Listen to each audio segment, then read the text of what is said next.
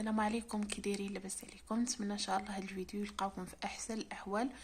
وانتم كتشوفوا هذا الفيديو نهار اليوم فيديو جديد ان شاء الله. غادي نشارك معكم كيفاش كنحيدوا القفل من آلة الغسيل من نوع سامسونج. هذا المشكل يعني بزاف ديال الناس كيوقع لهم هذا المشكل وكيصحابوا ان الماكينه ديالهم راها خسرات. فالمشكل بسيط جدا، غير ان شاء الله تبعوا معايا حتى الاخير وغادي تحلوا المشكل ديالكم يعني بلا معلم بلا والو.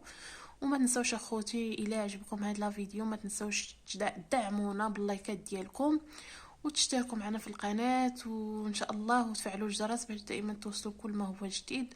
وشكرا لكم بزاف على الدعوات ديالكم. غادي ندوزو على بركه الله كيفاش غادي نحيدوا القفل اللي تيكون في لا ماشين. غنبداو على بركه الله. باش تعرفوا القفل هو اللي تيكون بالاحمر، ها هو كما كتشوفوا معايا، ها هو راه شاعل. يعني ملي تيشعل لينا في القفل يعني ما كتبقاش الماكينه تدور نهائيا، يعني الاتجاهات اللي بغيناهم ما كيبقاوش يدوروا. فغادي نحلوه ان شاء الله مشكل بسيط. كما كتعرفوا انهم هادو اللي صنعوا هاد لا ماشين يعني عطاونا الحل، يعني غير حنا ما كنتابعوش مزيان، يعني كنسحبوا راسنا راه خسرنا، ولكن هو راه الحل وكيكون حتى في الكتاب فين شريتوها. دائما الا خسرت لكم شي حاجه ولا هكا كتمشيو تجبدوا الكتاب باش شريتوها وكتقلبوا راه كتلقاو المشكل كتبقاو تلقاو الحل ديالو كتحلوا المشكل ديالكم.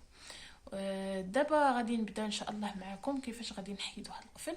كتشوفوا معايا هنا لتحت عندنا الطومبيراتور وعندنا لي سوغاج، هانتوما، ومن بيناتهم الوسط كاين واحد القفل كما كتشوفوا معايا. يعني الا وركتوا على الطومبيراتور وعلى لي سوغاج راه غيتحيد القفل.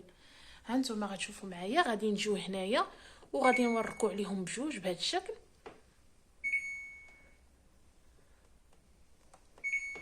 كنوركوا على الطومبيراتور وعلى لي سوغاج صافي. ها هو تحيد لينا القفل، ما بقاش باين والماكينه كترجع خدامه عاديه. يعني راه المشكل عندكم يعني الحل عفوا عندكم في كما كتشوفوا معايا، ها هو عندكم راه مكتوب وكل شيء. غير هو انسان تيتلف هكا كيسحب راسو راه يعني خسر الماكينه، ولكن راه الحل بسيط جدا. كنتمنى ان شاء الله الى عجبكم ما تنسوناش اخوتي من اللايكات ديالكم والاشتراكات. نتلاقاو ان شاء الله في فيديو جديد والسلام عليكم.